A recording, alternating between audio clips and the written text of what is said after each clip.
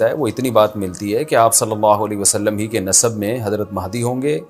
ان کا نام آپ صلی اللہ علیہ وسلم کے نام جیسا ہوگا, قریش میں سے ہوں گے, اور جس دور میں آئیں گے وہ حضرت عیسیٰ علیہ السلام بھی انہی کے بعد فوراً نازل ہوں گے, اس دجال بھی اسی وقت ظاہر ہوگا. یہ تینوں چیزیں ایک ہی وقت پہ ہوں گی, دجال, حضرت عیسیٰ علیہ السلام اور حضرت مہدی.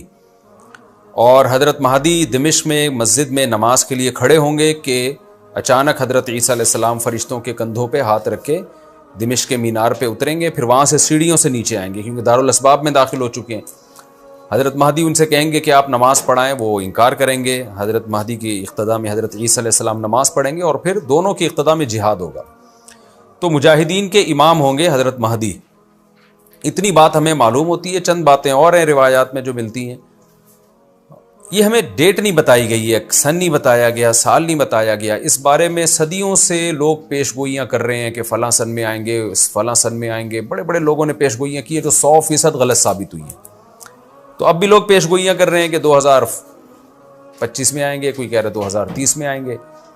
تو گورنمنٹ کی طرف سے کوئی پابندی نہیں ہے, کوئی بھی کچھ بھی کہہ سکتا ہے. نبی صلی اللہ علیہ وسلم نے اس کو مبہم رکھا ہے, صحابہ نے مبہم رکھا. نہ صحابہ نے نبی سے تاریخ پوچھی, نہ مہینہ پوچھا, اور نہ نبی نے بتایا. اور ایسی چیزوں میں اسلام اس کو مجمل ہی رکھتا ہے, کیونکہ وہ مہینہ آتا اور اس مہینے میں کوئی بھی اٹھ کے مہدی کا دعویٰ کر دیتا تو کنفیوژن پیدا ہو جاتی نا. اس لیے ہمیں اس پر مبہم ایمان ضروری ہے, مجمل ایمان ضروری ہے. مبہم تو نہیں کہیں گے, مجمل کا مطلب تفصیل ہمیں معلوم نہیں ہے, بس ہمیں پتہ ہے کہ ایک وقت آنے والا ہے قرب قیامت میں کہ حدیث میں آتا ہے خراسان سے ایک لشکر اٹھے گا اور اللہ اس کو فتح عطا فرمائیں گے. حدیث میں آتا ہے کہ مجاہدین لڑیں گے اور اتنی بڑی جنگ ہوگی کہ آپ صلی اللہ علیہ وسلم نے فرمایا کہ 1/3 مجاہدین اس میں جو لڑنے والے ہوں گے وہ شہید ہو جائیں گے, جو اس وقت کے سب سے افضل ترین شہداء ہوں گے.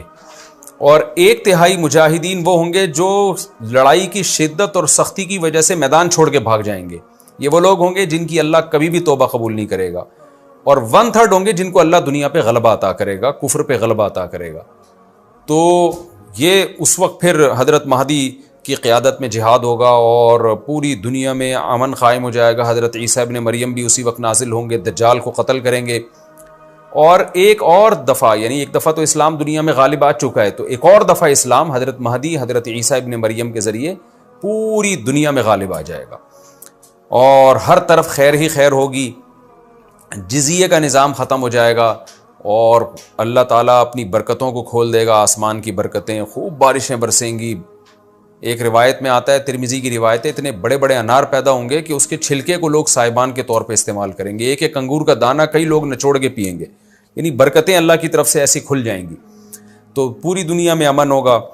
تو یہ جو نبی صلی اللہ علیہ وسلم کی جو بعثت تھی نا, آپ صلی اللہ علیہ وسلم کی, وہ کیا تھی؟ قرآن میں آتا ہے لِيُظْهِرَهُ عَلَى الدِّينِ كُلِّهِ.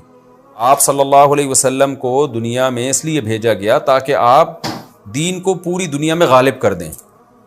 تو ایک دفعہ تو یہ بنو امیہ کے دور میں, اور بنو عباس اور پھر خلافت عثمانیہ, یہ جو مسلمانوں کی خلافتیں چلی ہیں, تو بنو امیہ اور بنو عباس کے دور میں تو اسلام پھیل گیا تھا. پوری دنیا, جتنی بھی مہذب دنیا تھی اس میں اسلام ہی اسلام تھا, یعنی اسلامی حکومت تھی. سب مسلمان نہیں تھے لیکن حکومت اسلامی تھی, سب مسلمانوں کے زیر سایہ تھے. تو اللہ تعالیٰ اب پوری دنیا میں کیفیت کے لحاظ سے, کمیت کے لحاظ سے, کوانٹٹی کوالٹی دونوں لحاظ سے اسلام کو دنیا میں غالب کرے گا. اس کے لیے اللہ نے حضرت مہدی اور حضرت عیسیٰ ابن مریم کا انتخاب کیا ہے. اتنا ہمارا ایمان ہے. اب کیا ہوتا ہے کہ ہر تھوڑے دن میں کوئی مہدی اٹھ کے دعویٰ شروع کر دیتا ہے. اور تو امام مہدی سب سے پہلی بات یہ مجاہد ہوں گے, بڑی اہم ترین بات یہ ہے. اور انہی کے دور میں حضرت عیسیٰ ابن مریم بھی نازل ہوں گے, تو اور دجال بھی ظاہر ہوگا. تو اس لیے یہ تینوں چیزیں ایک ساتھ ہیں, اس لیے ان کو پہچاننے میں اہل اسلام کو دشواری نہیں ہوگی. حضرت مہدی کو تو لوگ خود تلاش کریں گے. ان کی علامتوں میں سے یہ بھی ہے, وہ دعویٰ نہیں کریں گے. لوگ اہل اللہ, بزرگان دین, علماء ان کو خود تلاش کریں گے. آج لوگ خود دعویٰ کر رہے ہوتے ہیں حضرت مہدی ہیں, میں حضرت مہدی ہوں, تو وہ دعویٰ جو کرے گا اس کا مطلب وہ تو ہو ہی نہیں سکتا. تو اس لیے ہمیں اس ٹاپک کو ختم کر دینا چاہیے, اس سینس میں ختم کر دینا چاہیے کہ جو دعوے کر رہے ہیں نا کہ کل آ رہے ہیں, پرسوں آ رہے ہیں, فلاں سن میں آ رہے ہیں, اس سینس میں اس ٹاپک کو ہمیں ختم کر دینا چاہیے. ہاں, جتنا احادیث میں ہے اس کو بیان کرنا چاہیے. اور جو لوگ بھی خلاف سنت ہوتے ہیں وہ تو حضرت مہدی ہو ہی نہیں سکتے. آج تو مہدی ہونے کا دعویٰ ایسے ایسے پاگل فضول قسم کے لوگ کر رہے ہیں جو انسان ہونے کا دعویٰ کرنے سے پہلے ان کو سوچنا چاہیے کہ ہم انسان کے بچے بھی ہیں کہ نہیں. اچھا یہ بھی انہوں نے پوچھا ہے کہ کیا امام مہدی نبی ہوں گے؟ امام مہدی نبی ہوں گے یا صحابی؟ اس بارے میں وضاحت فرما دیں. نہ وہ نبی ہوں گے نہ صحابی ہوں گے.